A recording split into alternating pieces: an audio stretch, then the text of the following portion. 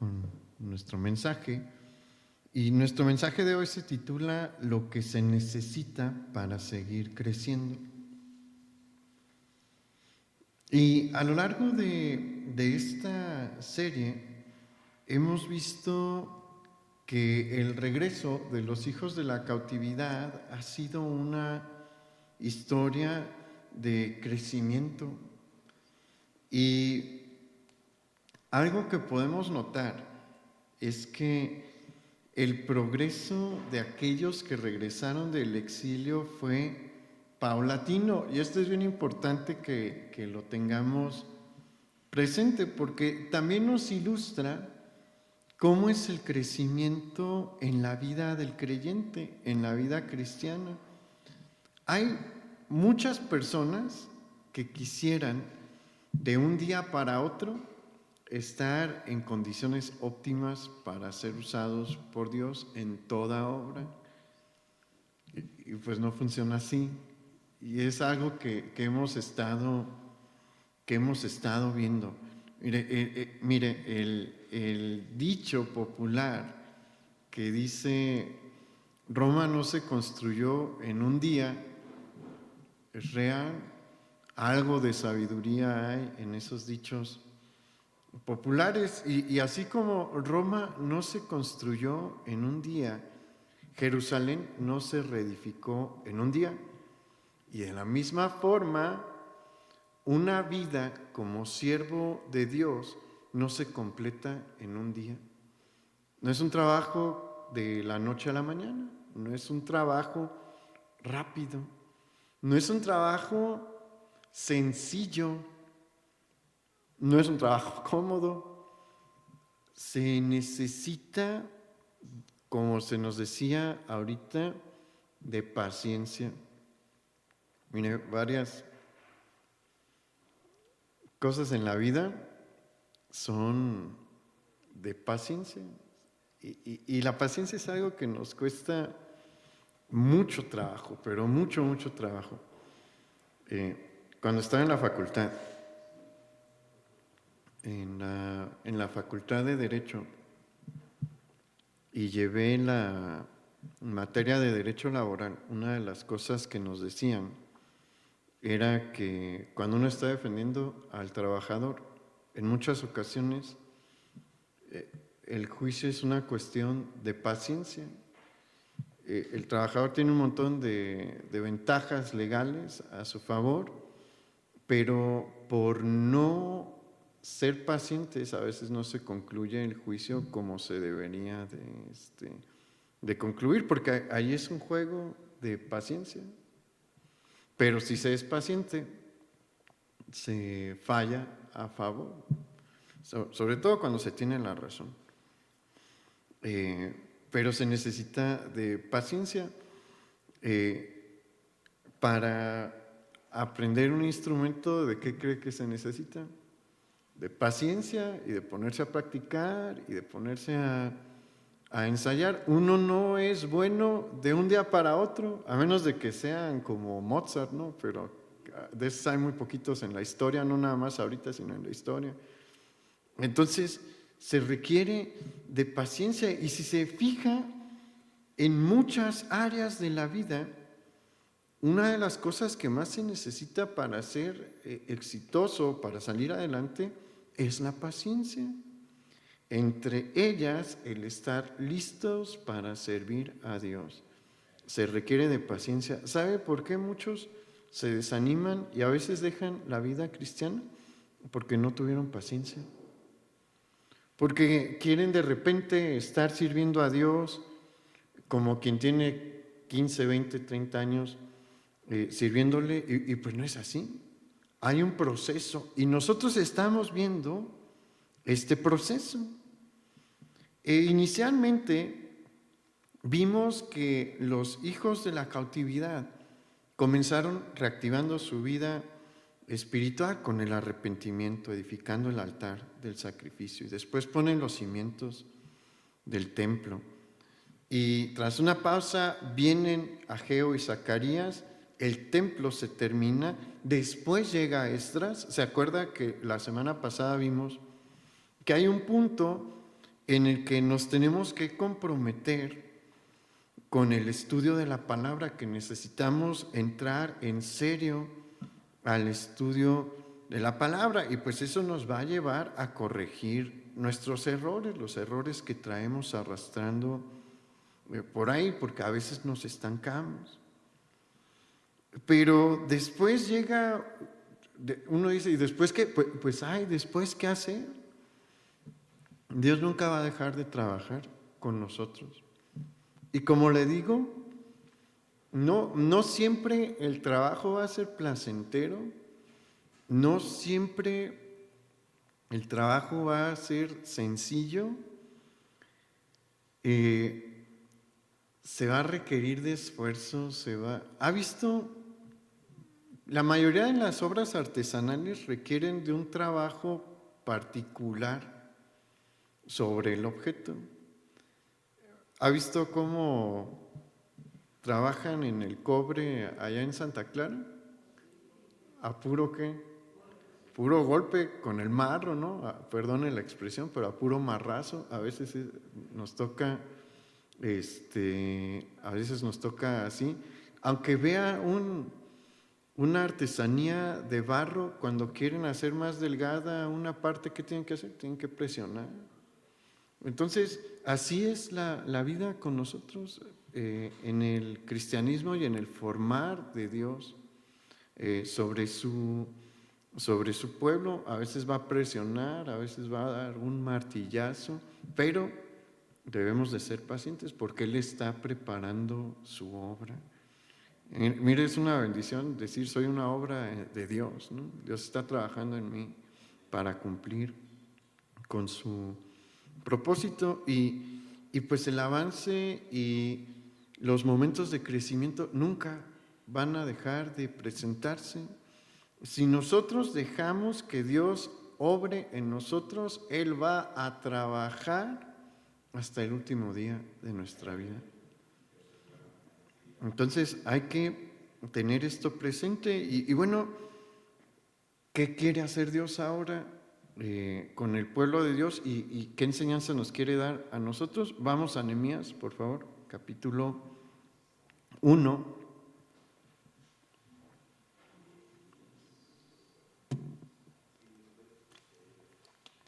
Esdras y Nehemías originalmente eran un solo libro, por cuestiones didácticas se separaron. Entonces, por eso es la misma historia. Vamos al capítulo 1, versículo 1.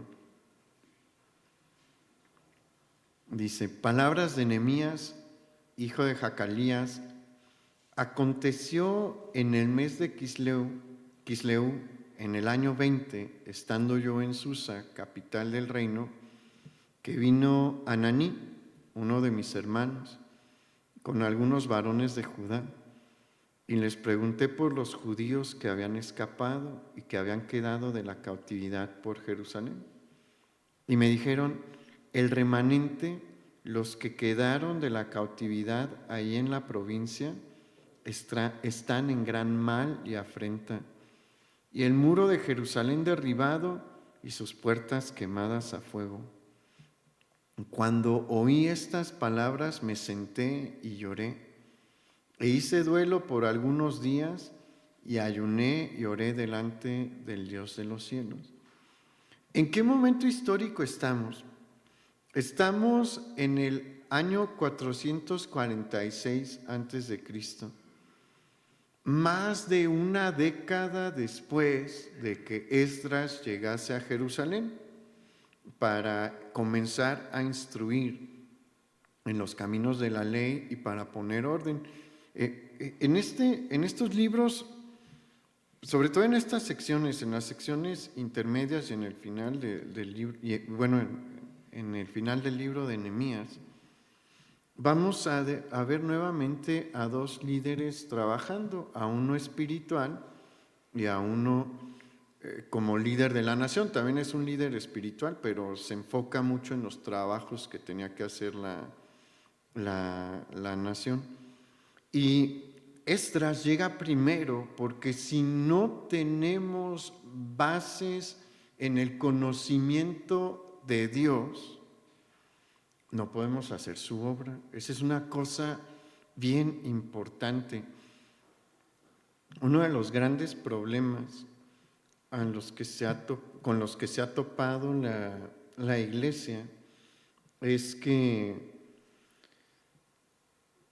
en ocasiones, por falta a veces de sabiduría, se pone en lugares de se ponen en lugares importantes dentro del ministerio a personas que no están preparadas en el conocimiento de Dios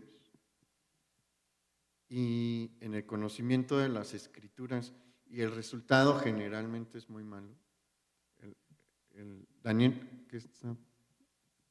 El resultado por lo general trae consecuencias graves, ¿no? A veces desastrosas. Y lo que vemos aquí es que Dios envía 10 años antes a Esdras para ponerse a trabajar sobre la vida espiritual de la nación. Y después es que levanta a Nehemías, porque Nehemías va a tener otro tipo de trabajo, Nehemías va a tener otro tipo de obra. Y pues resulta que Nehemías ocupa un puesto importante dentro del imperio persa. Ahorita vamos a ver cuál era su puesto, pero a pesar de esta situación, aunque él está en una condición de mucho privilegio, en su corazón él nunca se olvidó de los hijos de su pueblo y procuraba su bien. Y esto nos muestra algo importante sobre el corazón de un verdadero siervo de Dios.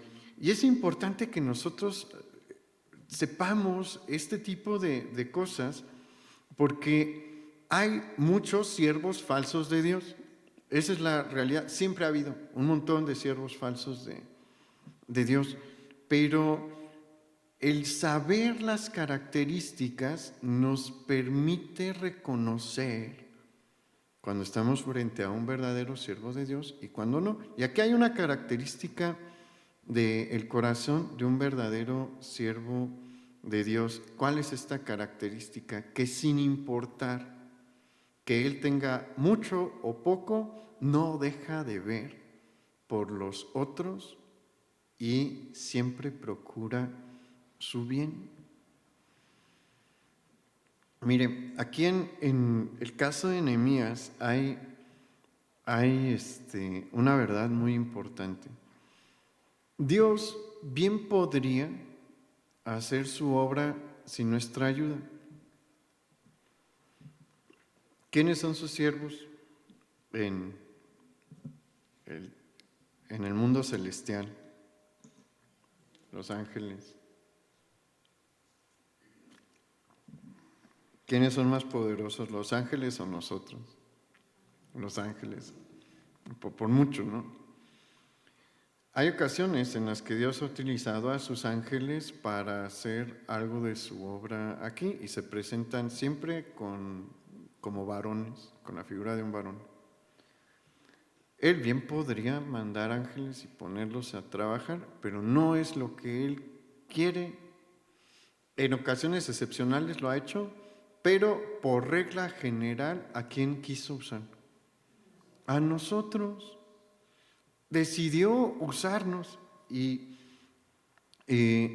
¿cómo quiere usarnos? Dios quiere usarnos con lo que tenemos y en donde estamos. Hay muchas personas que dicen, bueno, es que yo me dedico a un oficio y pues ¿cómo Dios me va a usar con tal o cual oficio? Sí, sí puede. Siempre ha podido.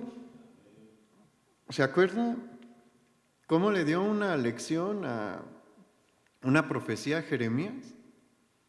Le dijo, vete a la casa del alfarero y ahí te voy a enseñar con lo que está haciendo el alfarero. Dios usó a este hombre que se dedicaba al oficio de la alfarería para darle un mensaje al profeta. Acuérdense del profeta Amós, él era un pastor de ovejas, Dios lo usó. Entonces, con lo que tenemos, con lo que somos, con lo que hacemos y donde estamos, ahí Dios nos quiere usar. Y si nosotros lo dejamos, Él puede hacer grandes cosas. Algunos dirán, bueno, es que yo no tengo educación, yo no tengo recursos, yo no tengo posibilidades prácticas, económicas. ¿Y qué es lo que nos dice el Señor? Vean a mis 12 apóstoles. Todos ellos, salvo Mateo, no tenían prácticamente nada. La mayoría se dedicaban al oficio de la pesca. ¿Y qué hizo Dios con estos hombres? Transformó al mundo antiguo, conmovió al imperio más poderoso probablemente de la historia de la humanidad, porque ha habido imperios más grandes en cuanto a extensión. Por ejemplo, los mongoles tuvieron bajo su dominio mucho más territorio, pero no fueron de el mismo impacto para la humanidad, ni duró su imperio tanto tiempo como lo hizo el imperio romano. Entonces, vea lo que Dios puede hacer. Ahí donde estamos y donde Dios nos ha colocado, ahí nos quiere usar. Tiene un propósito para nosotros ahí. Y si prestamos atención a su voz, lo vamos a entender. ¿Y qué tenemos que hacer? Obrar. Y eso es algo que vamos a ver precisamente con Nehemías. Dios lo puso en el lugar de privilegio en el que se encontraba con una razón. Dios lo quería usar ahí. Y pues vemos que en esta parte que acabamos de leer del inicio de la historia de Nehemías, encontramos que en su corazón hay una preocupación por los hijos del exilio, y es una preocupación constante. Y resulta que en un día llegan unos conocidos suyos que habían estado en la región, probablemente habían realizado alguna actividad administrativa en la región, y lo primero que hace es buscarlos para preguntarles, ¿y cómo van los que están en tierra de Judá? Y pues no le traen buenas noticias, porque ellos le describen la situación de Jerusalén y de sus habitantes, señalándoles que la ciudad se encontraba sin muros y sin puertas. Y esto hacía, como se nos describe aquí, que ellos, los habitantes de Jerusalén, estuviesen en una gran afrenta. Y aquí es importante que expliquemos lo que implica esta condición de la ciudad, qué significa en el mundo antiguo vivir o estar en una ciudad sin muros y sin puertas. Lo primero que implica es que es una ciudad sin defensa. Y esto ya es una enorme desventaja, porque el no tener un muro de protección y no tener puertas de acceso para la ciudad, que controlen el acceso, la entrada y la salida en la ciudad, hacen que estas poblaciones sean presa fácil para los enemigos y para los ladrones y los maleantes que en este tiempo son muy comunes. Vivimos en una época distinta, el crimen ahorita es diferente, es igual de feo, pero es una modalidad distinta. Pero algo que sucedía era que se formaban bandas de ladrones, y ellos vivían en zonas desérticas y aisladas, y vivían del saqueo. ¿Y a qué lugares iban? Precisamente a lugares como estos, a centros de población como estos, que no tienen cómo defenderse más que el combate cuerpo a cuerpo, pero la cosa es que ellos no llegan a la luz del día, generalmente llegan en la noche cuando todo el mundo está dormido, y aunque haya pues algún tipo de centinelas, no pueden estar en todos lados, es mucho el terreno a abarcar, entonces llegan y hacen desastres. Entonces el no tener muros y no tener puertas los deja en una situación de vulnerabilidad, y esto a su vez trae una consecuencia en cuanto al desarrollo de la ciudad, porque como la ciudad no puede garantizar la seguridad de sus habitantes, pues es un lugar que no es atractivo para realizar actividades de comercio. Nosotros vamos a encontrar que en el mundo antiguo las ciudades fortificadas son ciudades más atractivas para las actividades comerciales grandes. Los grandes centros comerciales son este tipo de ciudades que están bien protegidas. ¿Por qué? Porque los comerciantes, las caravanas mercantiles de este tiempo, pues ya están pasando muchos riesgos durante el camino, ¿no? Y no quieren llegar a un lugar y establecer ahí pues no su negocio, sino como una tienda en el mercado para vender sus productos y que de repente lleguen y se los roben, ¿no? Prefieren las ciudades donde hay seguridad, donde se les puede proteger. Entonces, bajo esta condición, Jerusalén es una ciudad condenada a no crecer, a no prosperar. Una ciudad sin muro nunca iba a ser una ciudad próspera.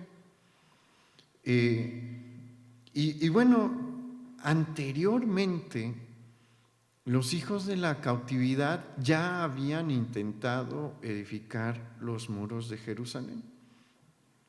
Probablemente a principios del reinado de Artajerjes I, cerca de 475 antes de Cristo, pero como hemos visto, siempre va a haber oposición.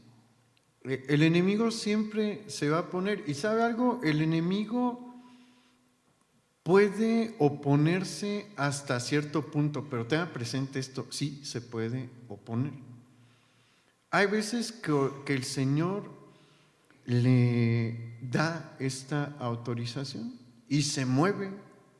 Dios quería que Jerusalén tuviese un muro, sí, pero permitió que Artajerjes le dijera que no, porque resultó que los hijos de Israel que regresaron empezaron a trabajar en el muro, y pues sus enemigos se molestaron y le presentan una queja a Artajerjes. Y Artajerjes la lee y dice, pues les voy a hacer caso, voy a fallar a su favor. Y falló a su favor. Y se tuvo que detener la obra en seco. No pudieron poner una piedra más. ¿Por qué? Porque era una orden del rey. El desobedecer la orden del rey implicaba estar en rebelión, y ahí sí la cosa se podía poner peligrosa. ¿Por qué cree que los enemigos de Israel no querían la reconstrucción del muro? Porque no querían que Jerusalén fuese nuevamente una ciudad importante política y comercialmente. No estoy diciendo que Dios quiere que usted sea un ente político y económico importante, no, pero Dios sí tiene algo en lo que quiere que usted crezca, y el enemigo se va a oponer. Y como vimos aquí, Dios se lo permitió, pero sabe que por un tiempo, porque pues aquí es donde Dios va a empezar a mover las cosas.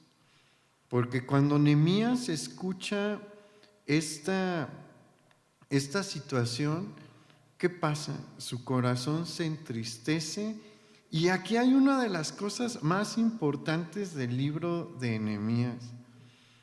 Nehemías va a hacer uso de su arma espiritual o su recurso espiritual favorito en el versículo 4, porque dice: cuando oí estas palabras me senté y lloré e hice duelo por algunos días y ayuné y oré. La oración es algo que vamos a encontrar a Nehemías utilizar constantemente. Es bien bonito ver el valor que Nehemías le daba a la oración. Y si se pone a leer el libro de Nehemías, lo va a encontrar orando seguido. ¿Por qué? Porque él sabía que la oración tenía poder y tiene poder. Aunque a veces no veamos las cosas, ninguna oración elevada a Dios con un corazón limpio y bajo su voluntad queda sin efecto, solo que a veces no vemos los efectos. Y vamos al versículo 5, porque aquí es cuando se pone a orar.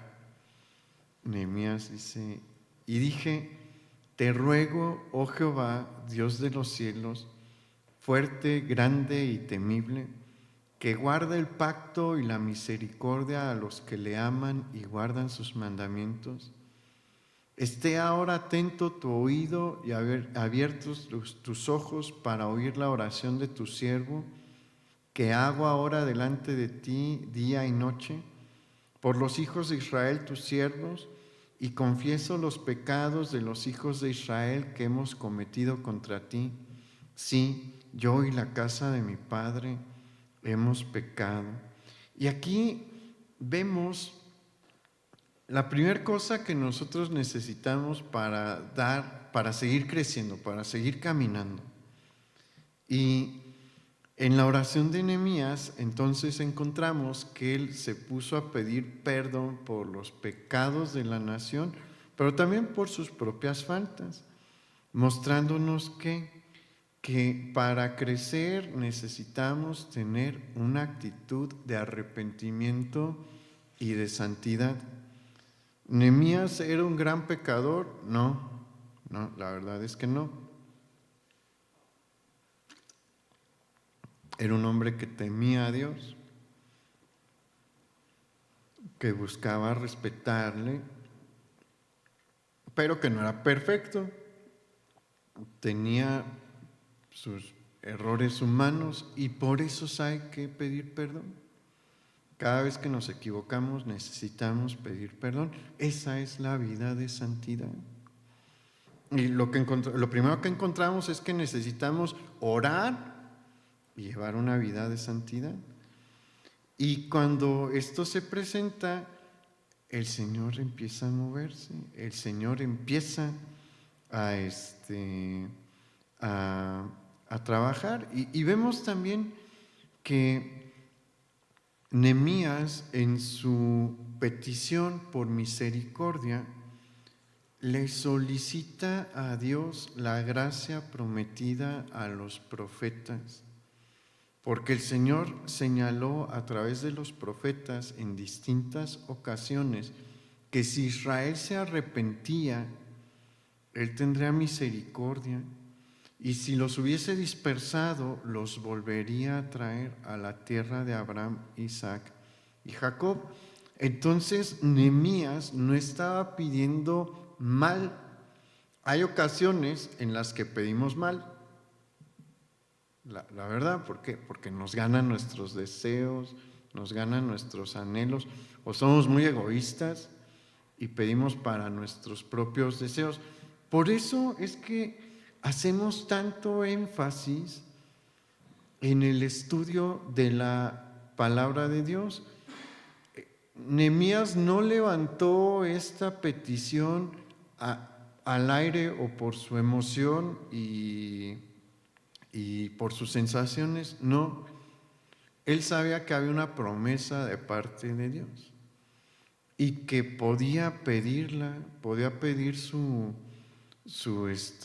cumplimiento, porque los requisitos que el Señor pedía para estas promesas se estaban presentando. Y si usted estudia las Escrituras, va a encontrar lo que puede pedir y lo que no puede pedir. Y bueno, lo que no puede pedir, lo puede pedir, pero no se lo va a dar Dios. Entonces, es mejor tener una oración efectiva, una oración en la que sabemos que le estamos pidiendo a Dios algo que sí nos puede dar.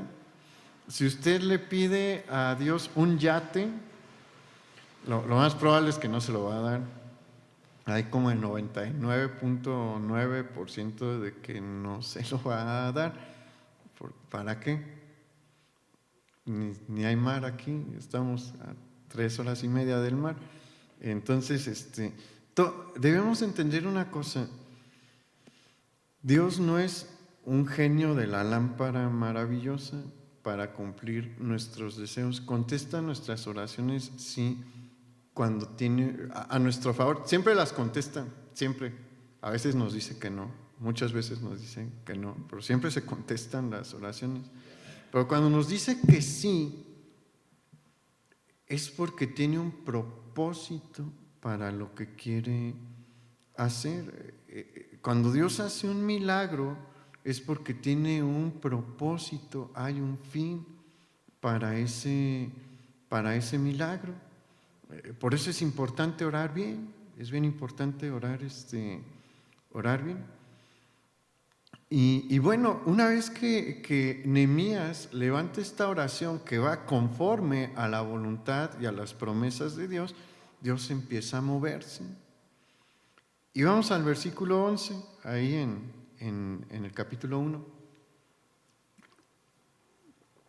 en la parte final. Dice: porque yo servía de copero al rey.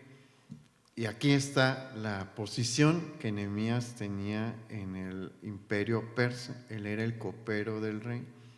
Y en la antigüedad, el copero se encargaba de escoger y de beber el vino que iba a beber el rey.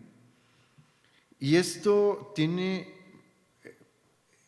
puesto era sumamente importante, no por la toma de decisiones. Ellos no tomaban decisiones administrativas, pero el copero del rey era una persona de suma confianza para el rey. Era alguien en el que el rey de Persia, y bueno, la mayoría de los reyes, pero ahorita estamos hablando del rey de Persia, que en este punto, en este momento, es el hombre más poderoso del mundo, tiene toda su confianza. Y aparte, es una de las personas en todo el imperio que tiene mayor acceso al rey. Él ve al rey todos los días, varias horas al día. Ni las reinas podían hacer eso. ¿Se acuerda de la historia de Esther? ¿Qué pasa? ¿Cuál era la ley de Persia en ese tiempo? A menos de que el rey te llame, tú no vienes. El copero todos los días, sin falta, probablemente desayuno, comida y cena, estaba con el rey, y 1 hora o 2 por alimento. Entonces es una persona con acceso al rey, de la confianza del rey. Le confía su vida. ¿Por qué cree que se crearon estos puestos? Porque en muchas ocasiones se dio que ahí en la copa ponían veneno, o en el alimento comían veneno. El copero del rey tomaba primero para ver que no estuviera envenenado el vino. Entonces el rey le confiaba prácticamente su vida. Y fíjese, Dios puso a un judío en este lugar, a un judío que le temía en este lugar, porque Dios quería hacer algo con él. Y es que la posición de Nehemías era ideal para adquirir la autorización necesaria para reconstruir los muros y las defensas. Este mismo Artajerjes fue el que les negó el permiso de construir los muros ya en una ocasión anterior. Y bueno, Dios tenía que hacer un milagro, porque esta dinastía de Artajerjes se llaman los Equeménidas, y eran bien especiales en cuanto a su carácter. Algunos eran muy volubles, muy temperamentales, y pues lo que iba a pedir Nehemías no era una cosa menor. Estaba pidiendo la autorización para que Jerusalén se volviese nuevamente una ciudad importante. Y fíjese qué es lo que va a suceder. Vamos al capítulo 2, versículo 1.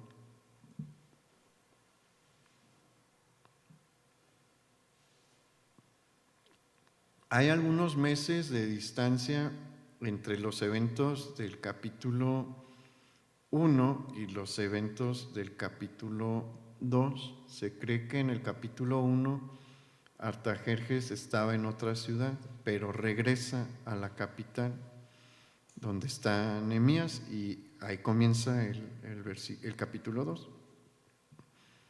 Dice: sucedió en el mes de Nisán, en el año 20 del rey Artajerjes, que estando ya el vino delante de él, tomé el vino y lo serví al rey.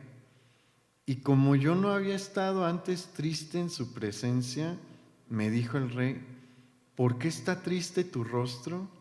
Pues no estás enfermo. ¿No es esto sino quebranto de corazón? Entonces temí en gran manera.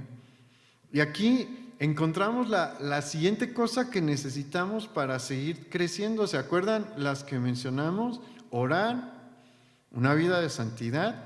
Y aquí encontramos que para seguir creciendo va a llegar un punto en el que Dios va a pedir de mí valor. Se necesita, porque aunque no lo crea, si lleva poquito en el cristianismo, se necesita de valor y coraje para tomar muchas decisiones. Y este es un buen ejemplo, pero necesitamos entender el contexto histórico del pasaje para ver por qué. Porque uno dirá, pues ¿en dónde está el valor de Nehemías? ¿En dónde se presenta su coraje? Bueno, ya mencionamos que él es el copero del rey y que es un cargo elevado dentro del imperio, es un cargo de confianza dentro del servicio del rey. Y por eso, como estaba directamente al servicio del rey, era una persona que veía todos los días al rey. De todas estas personas que tenían contacto directo con el rey, se demandaba una cosa, y era que sin importar su circunstancia personal, ellos siempre debían de estar con la mejor cara, con la mejor actitud delante del rey. Esto era una regla general, era algo que se exigía por el cargo. Y de no ser así, si alguien no estaba alegre y sonriente delante del rey, alguien que estaba a su servicio directo, en el mejor de los casos, lo que sucediera que despertaba la preocupación del rey, y bueno, eso podía ser positivo, pero en el peor de los casos, el rey se podía ofender y condenarlo a la muerte. ¿Por qué se podía ofender? Estar triste delante del rey podía ser interpretado en la corte persa, por lo menos, pero también en otras cortes seguramente, como el siguiente mensaje: alguien triste delante del rey le estaba diciendo Bueno, no le estaba diciendo necesariamente, ¿no? Pero los reyes a veces lo interpretaban como que les decían, estás haciendo tu trabajo mal y por eso estoy triste. No, es en serio, era lo que a veces el rey tomaba como mensaje. Entonces, si él percibía ese tipo de mensaje, lo que hacía, mándenlo a la prisión. Y si estaba muy enojado, córtenle la cabeza o había muchas maneras de ejecutar a alguien, ¿no?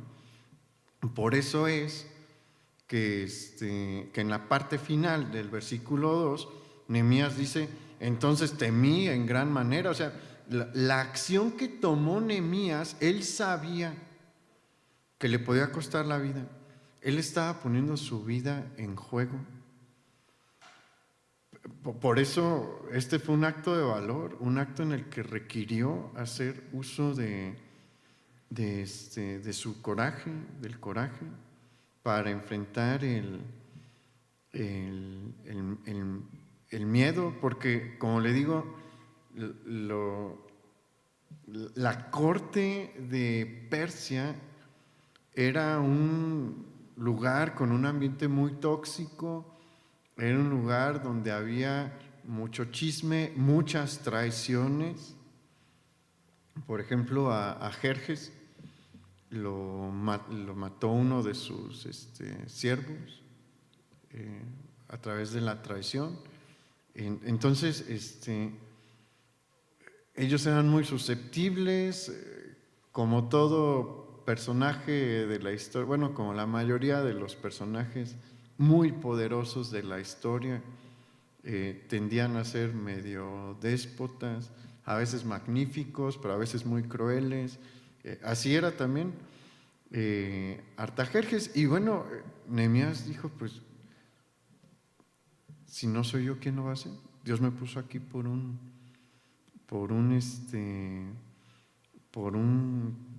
una razón, y se aventó.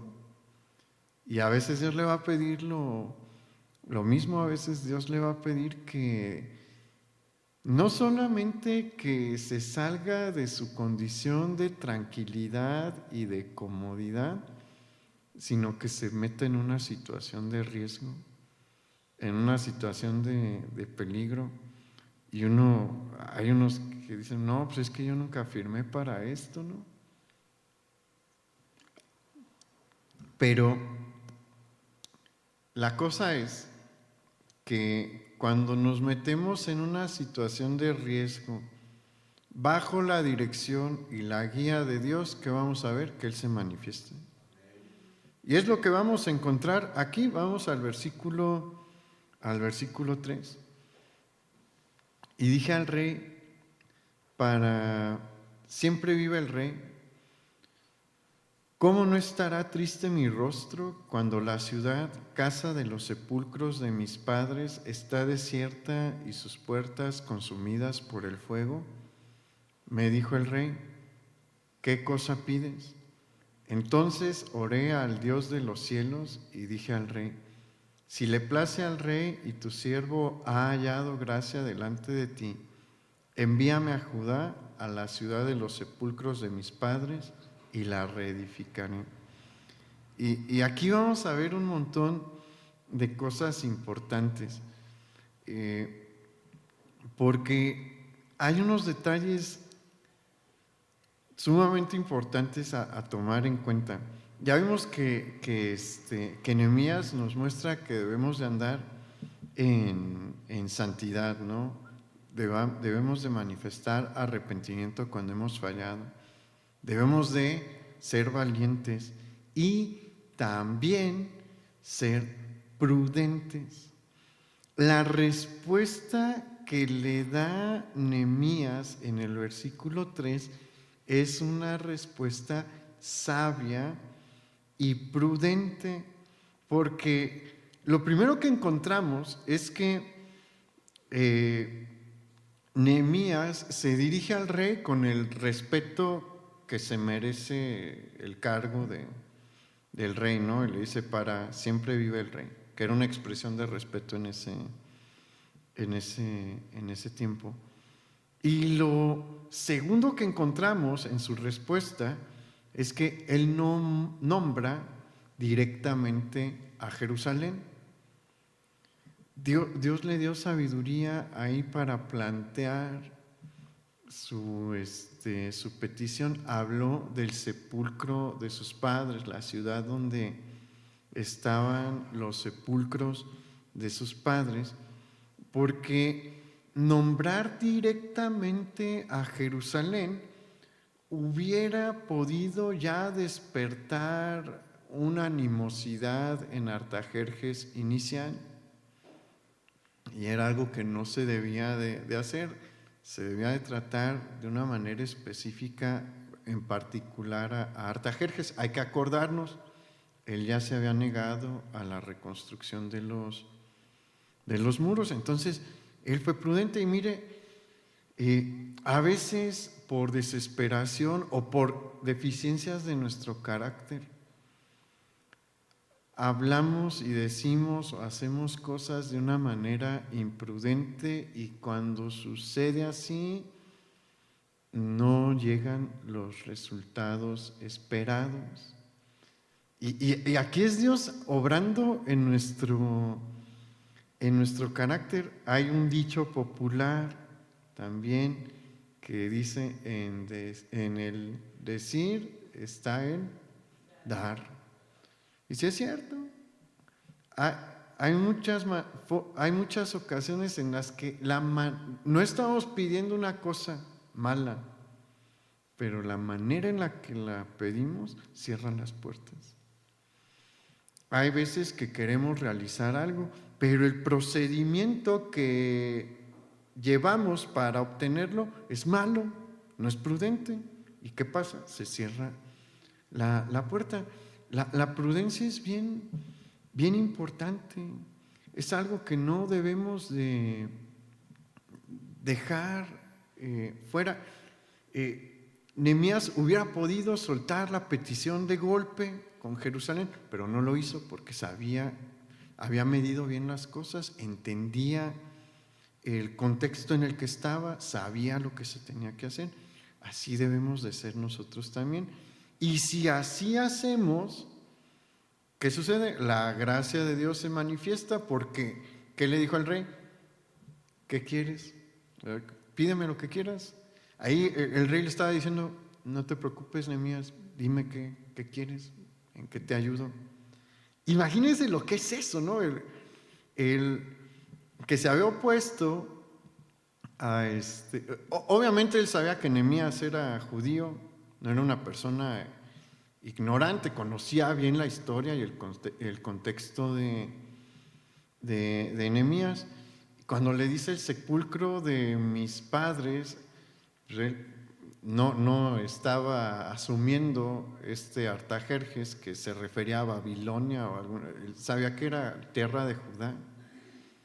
Pero por cómo le dice la cosa, Dios mueve su corazón y le dice: ok, es Jerusalén, ¿qué quieres?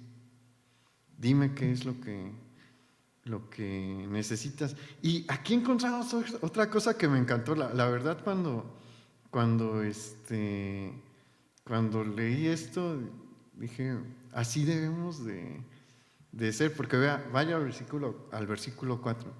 Me dijo el rey: ¿qué cosa pides? Entonces oré al Dios de los cielos. Obviamente no fue una oración audible. Lo más probable es que haya sido una oración mental, que cuando escuche eso de ¿qué quieres?, se toma un momento para respirar, pero para tener esa pausa, ¿no? Y mientras está inhalando, probablemente está diciendo: Señor, dime qué decirle, ilumíname para hacer una buena petición. Siempre hay tiempo para orar. No creo, aquí no se nos describe a Nehemías decirle: Su Majestad, déjeme ir al baño. Eso no se permitía. O que fue y se escondió en tal lado. No, ahí estaba de pie, pero encontró el instante para pedirle ayuda a Dios. ¿Y qué hizo Dios? Dios le dio sabiduría para pedir. Y vea cómo le plantea la, la petición en el versículo 5, si le place al rey, otra vez encontramos que tuvo que ser educado como se requería. Y tu siervo ha hallado gracia delante de ti. Esto muestra una condición de humildad también ante el rey. Envíame a Judá, a la ciudad de los sepulcros de mis padres, y la reedificaré. Otra vez plantea una petición con sabiduría, prudencia y gracia, y Dios obra. Vamos al versículo 6. Dice, entonces el rey me dijo, y la reina estaba sentada junto a él, ¿cuánto durará tu viaje y cuándo volverás? Y agradó al rey enviarme después de que yo le señalase tiempo. Además dije al rey, si le place al rey que se me den cartas para los gobernadores al otro lado del río, para que me franqueen el paso hasta que llegue a Judá. Y carta para Asaf, guardia del bosque del rey, para que me dé madera para enmaderar las puertas del palacio de la casa y para el muro de la ciudad y la casa en que yo estaré. ¿Y qué dice ahí? Y me lo concedió el rey según la benéfica mano de mi Dios sobre mí. Y vamos a enfocarnos primero en la parte final del versículo 8. Según la benéfica mano de mi Dios sobre mí. Nehemías siempre reconoció que era Dios el que estaba obrando, que no era él y que tampoco era el rey. Era Dios el que se estaba moviendo. Y encontramos muchas cosas que sucedieron aquí. Y lo primero que encontramos es que la gracia de Dios se manifestó sobre Nehemías tanto con el rey Artajerjes y con la reina, quienes le concedieron todo su favor. Hay un detalle importante. Ellos le preguntan, ¿cuándo volverás? Le están diciendo, danos una fecha en la que regreses. ¿Por qué cree que le plantearon esta condición? ¿Qué le estaban mostrando allí? Que lo querían, que él era una persona importante para ellos. O sea, le dicen, sí te vamos a conceder esta petición, pero pues, tú eres parte de nuestro grupo de confianza.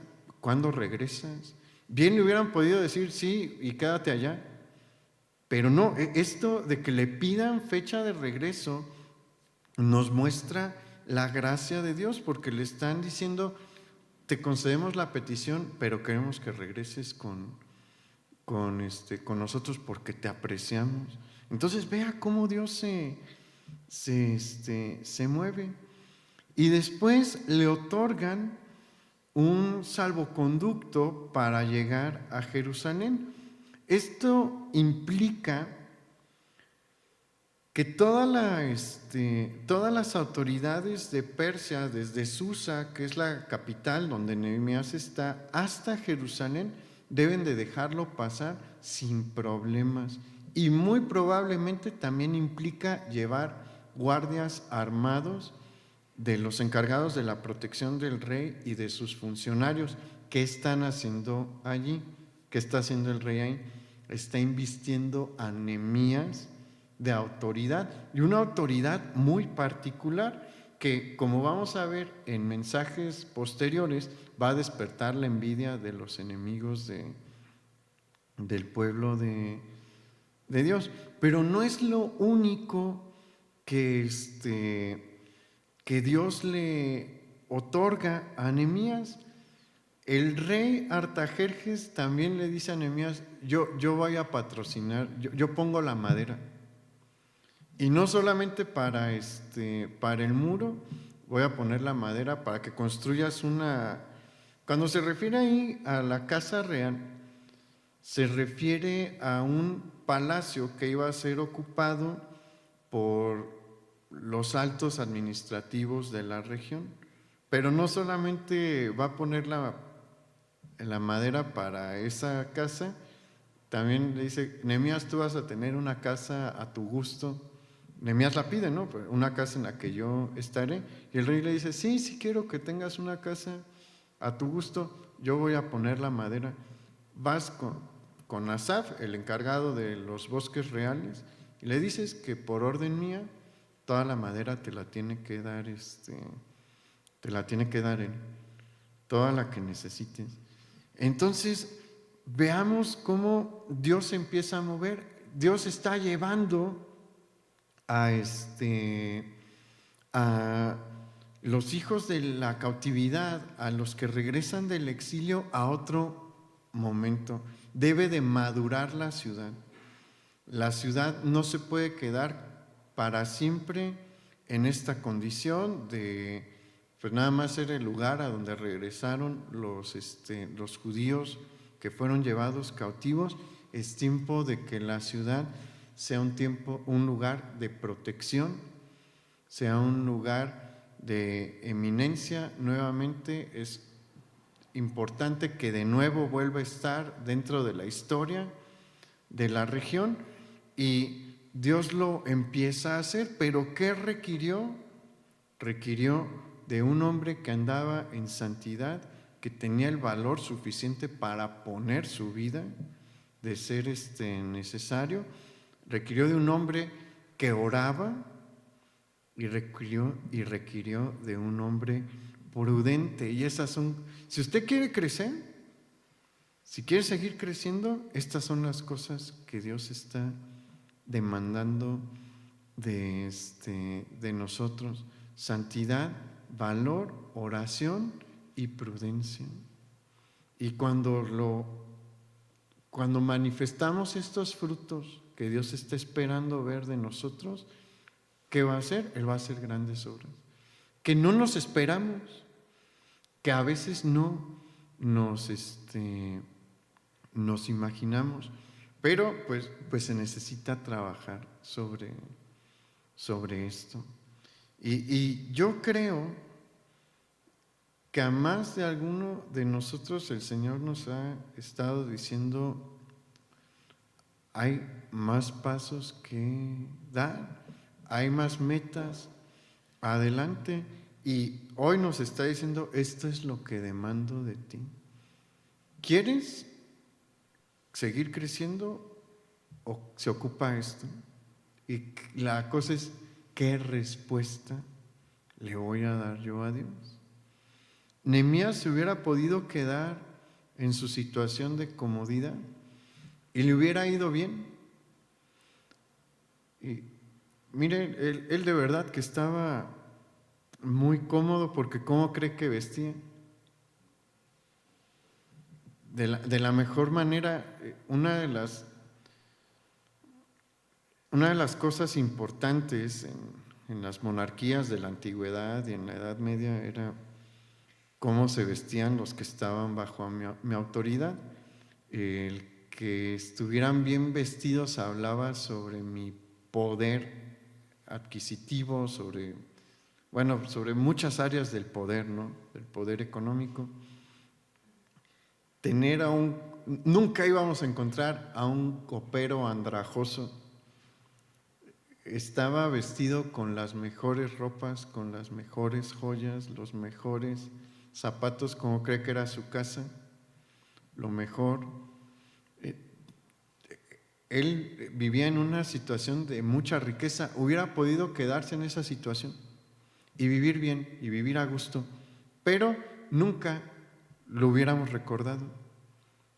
Pero hoy el Señor nos sigue dando su ejemplo, porque decidió dejar su comodidad, decidió dejar su situación de privilegio y ser valiente y ponerse a hacer la obra que Dios le puso delante de él. Y no fue una obra sencilla, no crea que se fue a Jerusalén a un trabajo fácil, a un trabajo sin presión, a un trabajo sin tensión.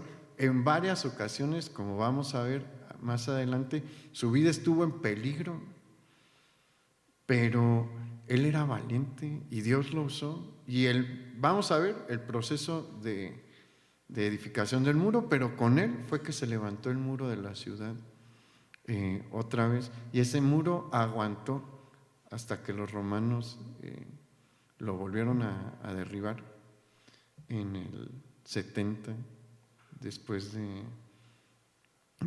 Cristo. Entonces, anímese y échele ganas a lo que Dios le está pidiendo, porque es un tiempo ya de madurar. Muchos de los que estamos aquí llevamos rato en el cristianismo. Es hora de empezar a hacer otro tipo de cosas. Es hora de que Dios nos empiece a usar de otra manera. Vamos a orar. Padre, gracias. Gracias por el llamado que nos haces, porque no estás dando esta palabra porque sí. Tú envías tu palabra siempre con un propósito, y te pedimos que no vuelva vacía, que aquellos que tú les estás hablando hoy, Señor, te contesten igual que Nehemías y se animen a dar nuevos pasos, que se animen a tomar los riesgos, porque hay riesgos, porque si ellos lo hacen, tú los vas a usar ahí donde ellos están, con los recursos que tienen, con las cosas que tienen. Yo te pido, Señor, que tú les des ánimo y fuerza y vean que tú eres un Dios vivo y que quieres mostrarte a este mundo a través de nosotros. Tú lo podrías hacer a través de tus ángeles, podrías presentarte como un día lo harás para que todo ojo te vea, pero en este tiempo nos elegiste a nosotros. Y es un privilegio esto, que tú nos digas que nos elegiste a nosotros para llevar tu luz. Ayúdanos, Señor. Nos ponemos en tus manos. Somos imperfectos, fallamos de muchas cosas y frecuentemente. Pero tú nos quieres usar y estamos aquí y nos sometemos a ti. Te pedimos que tú nos moldees y trabajes en nosotros y trabajes en nuestro carácter y nos ayudes a no rendirnos. Te lo pedimos, Padre, en el nombre de nuestro Señor Jesús. Amén. Pues el Señor le bendiga, hermano, y que pase una buena noche. Nos vemos aquí el viernes y el domingo en nuestra reunión.